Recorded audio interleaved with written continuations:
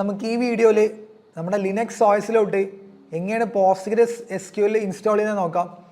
അപ്പോൾ ഇത് Linux Ubuntu വേർഷനാണ്. അപ്പോൾ നമുക്ക് ഉബുണ്ടുവിൽ എങ്ങനെ പോസ്റ്റ്ഗ്രസ് സെറ്റപ്പ് ചെയ്യുന്നത് നോക്കാം. വളരെ കുറച്ച് സ്റ്റെപ്സ് ഉള്ളൂ ഉബുണ്ടുവിൽ നമുക്ക് പോസ്റ്റ്ഗ്രസ് സെറ്റപ്പ് ചെയ്യാൻ. അപ്പോൾ ആദ്യം നമുക്ക് വേണ്ടത് ഒരു ടെർമിനൽ ഓപ്പൺ ചെയ്യാം.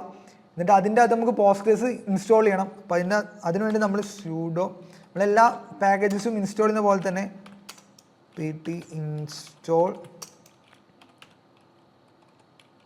PostgreSQL ടൈപ്പ് ചെയ്യുക. ജസ്റ്റ് എൻ്റർ അടിക്കുക. പാസ്വേഡ് ചോദിക്കുന്നുണ്ട്, പാസ്വേഡ് ടൈപ്പ് ചെയ്യുക.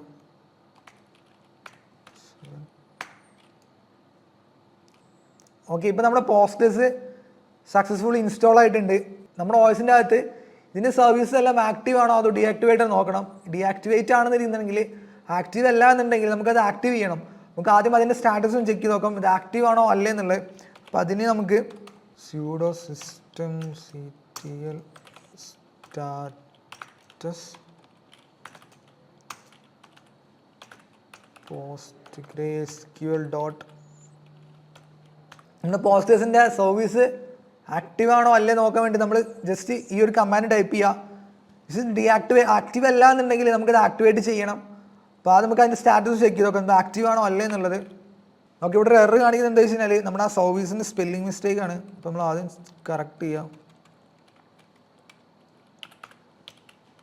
സർവീസ് ഓക്കെ, നമ്മൾ ചെയ്തുകൊണ്ടിരുന്നത് ആ പോസ്റ്റ്ഗ്രസ് SQLൻ്റെ സർവീസ് നമ്മുടെ OSൽ ആക്റ്റീവ് ആണോ അല്ലെങ്കിൽ ചെക്ക് ചെയ്യുന്നതാണ്. ഫസ്റ്റ് ടൈപ്പ് ചെയ്തപ്പോൾ ഒരു സർവീസിൻ്റെ ഇടയിൽ ഒരു മിസ്റ്റേക്ക് പറ്റി. നമ്മൾ ആ സ്പെല്ലിംഗ് മിസ്റ്റേക്ക് കറക്റ്റ് ചെയ്തിട്ട് ഒന്നുകൂടി എൻ്റർ അടിച്ച് നോക്കാം. അപ്പോൾ നമ്മൾ കാണാൻ പറ്റും ഇത് ആക്റ്റീവാണ്. നമ്മുടെ പോസ്റ്റ്ഗ്രസിൻ്റെ സർവീസ് അല്ല, നമ്മുടെ OSൽ ആക്റ്റീവാണ്. അപ്പോൾ നമ്മൾ ഇനി എക്സ്ട്രാ ആക്ടിവേറ്റ് ചെയ്യേണ്ട കാര്യമില്ല. അപ്പോൾ ഈ നമുക്ക് വേണ്ടത് യൂസർ ഒന്ന് സ്വിച്ച് ചെയ്യണം. ഇപ്പോൾ ഇരിക്കുന്ന നമ്മുടെ പേഴ്സണൽ യൂസറിലാണ് ഇരിക്കുന്നത്. അപ്പോൾ ഇത് നമുക്ക് പോസ്റ്റ്ഗ്രസിലോട്ടൊന്ന് സ്വിച്ച് ചെയ്യണം. അപ്പോൾ അതിനുവേണ്ടി നമ്മൾ sudo -u postgres എന്ന് അടിക്കുക. postgresql ജസ്റ്റ് എൻ്റർ അടിക്കുക. ഓക്കെ, ഇവിടെ നമ്മൾ യൂസർ ചേഞ്ച് ചെയ്യുമ്പോൾ postgresql എന്ന് അടിക്കേണ്ട കാര്യമില്ല, ജസ്റ്റ് postgres എന്ന് അടിച്ചാൽ മതി. നമ്മൾ ഡാറ്റാബേസിൻ്റെ പേര് ഇൻബിൽട്ട് ആയിരിക്കും, postgres എന്നായിരിക്കും. അപ്പോൾ നമ്മൾ ജസ്റ്റ് postgres എന്ന് അടിച്ചു കൊടുക്കുക. ഇപ്പോൾ നമുക്ക് ഇവിടെ കാണാൻ പറ്റും നമ്മുടെ യൂസർ postgres എന്നുള്ള അതിലോട്ട് ചേഞ്ച് ആയത്. അപ്പോൾ ഇനി നമുക്ക് ഈ ഒരു പോസ്റ്റ്ഗ്രസിൻ്റെ ടെർമിനലോട്ട് പോകണം. അതായത് പോസ്റ്റ്ഗ്രസ് SQL ടെർമിനലോട്ട് പോകണം. നമുക്ക് ഡാറ്റാബേസ് ക്രിയേറ്റ് ചെയ്യാനും അതുപോലെ ടേബിൾസ് ക്രിയേറ്റ് ചെയ്യാനും ഒക്കെ നമുക്ക് ആ ഒരു ടെർമിനലേ പറ്റുള്ളൂ. അപ്പോൾ അതിന് നമുക്ക് ജസ്റ്റ് PSQL എന്ന് ടൈപ്പ് ചെയ്യാം, ജസ്റ്റ് എൻ്റർ ചെയ്യാം. ഇപ്പോൾ നമ്മൾ നിൽക്കുന്ന ഇവിടെ കാണാൻ പറ്റും ചേഞ്ച് ആയത് പോസ്റ്റ്ഗ്രസിൻ്റെ നേരെ ടെർമിനലിൽ പോയത്. ഇനിയാണ് നമ്മൾ ഇതിനകത്ത് ടേബിൾസ് ക്രിയേറ്റ് ചെയ്യുന്നു, ഡാറ്റാബേസ് ക്രിയേറ്റ് ചെയ്ത് അതിൻ്റെ അകത്ത് ടേബിൾസ് ക്രിയേറ്റ് ചെയ്യുന്നു, ടേബിളിൽ ഡാറ്റാസ് ഇൻസേർട്ട് ചെയ്യുന്നു, എല്ലാം നമ്മൾ ഈ ഒരു ടെർമിനലിൽ നിന്നുകൊണ്ടായിരിക്കും.